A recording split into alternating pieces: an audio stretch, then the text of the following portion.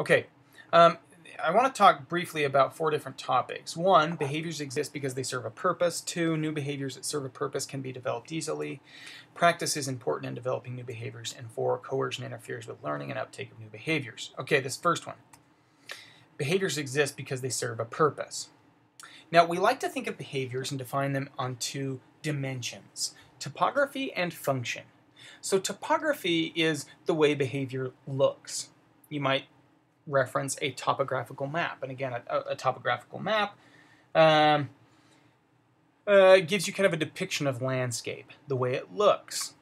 So, behavior, defined as the way it looks, might be such for someone walking that you put one foot in front of the other and you're in a fairly erect position in terms of your posture and your arms move and so that's the way it looks.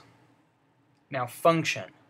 Function of behavior is the reason why it occurs. So, if we were to define things topographically, it's very easy. It's just the way it looks. But function could be a little bit more complex. So, for example, walking. Somebody might walk for exercise. Somebody might walk to get to work. And yet others might walk to get to the grocery store or to get to church. Those are all different functions, even though topographically they're very similar. Now, why would I bring this up? Well, it's important for us to define behavior functionally, and less important to define it topographically, even though many of our interventions and programs are based upon topographical definitions or descriptions. All substance abuse is treated equally, and we should deal with it with X, Y, and Z programs. But really, we should be defining it based on its function. If we're not meeting the function of the behavior will likely persist and continue.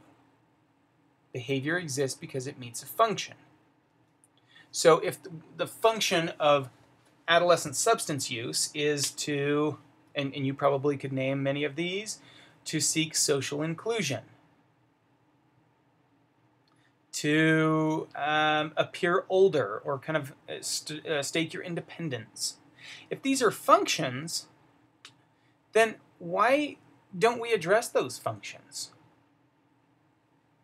So many of our interventions would be simply, kind of discussions about the harmful effects of smoking or drug use. We're not meeting the function of the behavior, and so the behavior is likely to persist as long as it meets the original function for which the behavior was intended in the first place. Here's kind of a funny example. So topographically, these two behaviors are similar. These individuals are both sitting in kind of a semi-supine position in a kayak or canoe, paddling. The oar goes one side to the other. Yeah, there are some differences, but generally very similar. Now, that's topographical similarities. What about functional similarities or differences?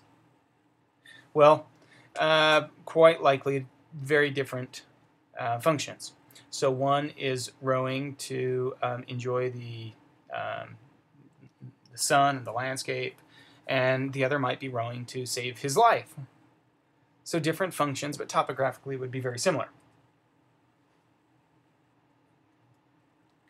Now, function of behavior determines the survival. So all behaviors have a purpose, a function, a reason for why they are happening. Behaviors that meet the function survive. Behaviors that fail to meet the function extinguish. They stop. They go away. Now, I've put a simple example up here that will quickly become obsolete as we become more global in our interactions. Nevertheless, historically speaking, a salutation, in America the most common, is a handshake. What's the reason why that happens? Well, it happens to say hello, to greet someone. Now, in America we shake hands. Other cultures maybe don't shake hands, so topographically the behaviors might be different, but functionally they have an equivalent. And so when we first started attending a Spanish branch, my family and I, my wife went into Relief Society and sat next to a sister and extended her hand and said, "Hello, my name is Lane." and the lady sitting next to her looked at her in kind of an odd way and reached over and gave her a little kiss on the cheek. Now, it didn't take my wife very long to realize that extending my hand to shake people's hands is not meeting the function of the behavior. It's not meeting the reason for why we greet. Therefore, it goes away. It didn't take years. In fact, it was almost immediate. She realized, I don't shake hands in this setting. So because the behavior didn't meet the function, it was extinguished. It went away. And other behaviors that met the function survived, persisted, and now become more commonplace. Therefore, a little peck on the cheek. Or if we were in an Asian culture, perhaps bowing.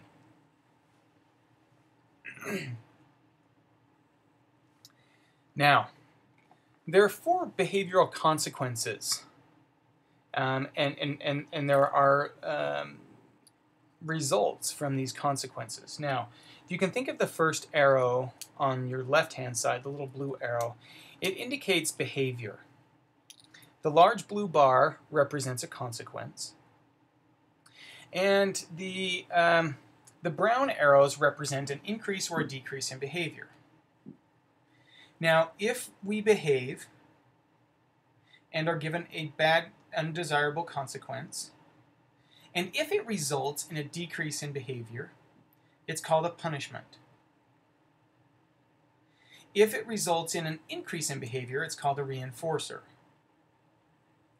Now, it's important to note that these are not defined, punishers and reinforcers are not defined subjectively based upon whether or not an individual likes them or we think they'll like them. But they're defined based upon their impact on behavior. So, for example, if behavior increases in the future, then it was a reinforcer. If it decreases in frequency in the future, then it was a punisher. Now, this is a problem because many times we assume that stimuli will be reinforcing. And in fact, they are not. So we assume that the theory or the model just doesn't work, when in reality, probably the stimulus just wasn't a reinforcing stimulus. So for example, a school teacher might say, oh, well, I'll hand out M&Ms. Well, if kids don't like chocolate, then that's not a reinforcing stimulus and it doesn't result in an increase in behavior. Or they might say, hey, if I get angry at so-and-so, then he or she, or embarrass him or her in class, then he or she might discontinue this behavior. Well, they might actually like the attention. So it might actually be a reinforcer when in fact I had intended it to be a punisher. So what I'd like you to get from this slide is that we define punishers and reinforcers based on their impact on behavior and not on our subjective assessment of whether or not we like them or somebody else would like them. Okay, new behaviors that serve a purpose can be learned easily. Take this example here.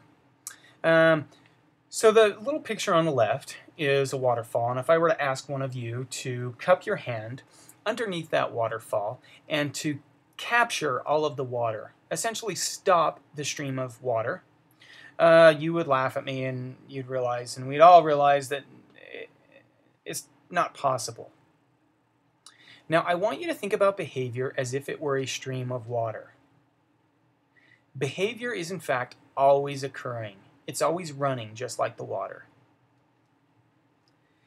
Now, think about, and I'm going to suggest and put forth, that behavior is always happening, and we oftentimes are trying to cup it. We're trying to stop it.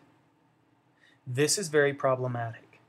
Think about most parents. If you have kids yourself, you may have tried some of these strategies, or maybe your parents have, or you see others, perhaps siblings or others, try this. If, let's say, Johnny, just to use a very generic name for a boy, Johnny is behaving poorly. I, as a parent, might say, Johnny, stop. Okay? I've tried to stop the stream of behavior, but remember, behavior is always occurring. So I'm talking to a group of friends, other adults, and we're talking about important things. Let's say politics. Johnny, my son, is over there kicking the wall. It's meeting some sort of a function. Perhaps he's bored. For whatever reason, he's entertained, and so he's meeting a function. So I say, I tell my friends, excuse me, I'm sorry. I look over at Johnny and say, Johnny, stop it. Johnny stops for a second, and I immediately go back to my friends. And I say, I'm so sorry. And I continue my conversation. Moments later, I notice Johnny is kicking the wall again. Now I become more angry. You should note, though, that this is nothing more than trying to stop the behavioral stream. Because it met a function. There was a reason for why it was occurring, even if it's something as simple as trying to entertain myself. Now, consider an alternative strategy. The picture on the right represents a water valve. Now, when my wife and I first got married, we lived in a home that had quite a large garden. And in order to irrigate our garden, we had to walk about a half a block up to a canal, and we could open this water valve. And as we opened the valve, we redirected the stream of behavior. We redirected the stream of behavior. We didn't try to stop it, because behavior is always occurring. Let me put this another way. My son at dinner, he'll when we sit down to dinner, he likes to whistle. For some reason, he whistles while we eat dinner. And he'll hum a lot. And I'll say, Benny, stop. He's not malicious, so he almost always says, oh, I'm sorry. And then I go back to eating my dinner and engaging in conversation. I look over, and he's tapping his hands on the table. I say, Benny, stop. Oh, I'm sorry. And then he starts pulling my daughter's hair. I say, Benny, stop. All I'm doing is I'm trying to stop his behavioral stream. But keep in mind that those behaviors were meeting a function. They were entertaining him. He liked them. They felt good for whatever reason.